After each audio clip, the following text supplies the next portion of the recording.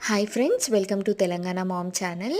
పాలకూరలో calcium, magnesium లాంటి ఎంతో యూస్ఫుల్గా ఉండే మినరల్స్ ఉంటాయి కాబట్టి ఇవి పెద్దవాళ్ళ నుంచి పిల్లల వరకు అందరికీ ఎంతో ఉపయోగకరమైందండి.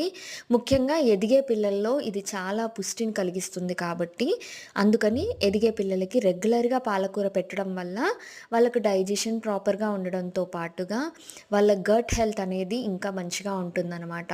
సో ఎప్పుడూ పప్పులా, కూరలా కాకుండా అప్పుడప్పుడు ఇలా స్నాక్స్‌గా కూడా ఇస్తూ ఉంటే పిల్లలు పాలకూరని ఇంకొంచెం ఇష్టపడడానికి యూజ్ అవుతుంది. సో పాలకూర పకోడీ అందరం చేస్తామండి. కాకపోతే దాన్ని గోధుమ పిండిలాగా ఇలా ఎక్కువగా నీట్ చేసుకోవడం వల్ల ఆ ఫ్లేవర్ అనేది పిండిలో చక్కగా పట్టేస్తుందనమాట. శనగపిండితో కామన్‌గా రెగ్యులర్‌గా మనం ఎలా చేస్తామో అలాగే చేశాను. సో మీరు ఒకసారి ట్రై చేసి పిల్లలకి అందివ్వండి. Please do subscribe. Thank you so much.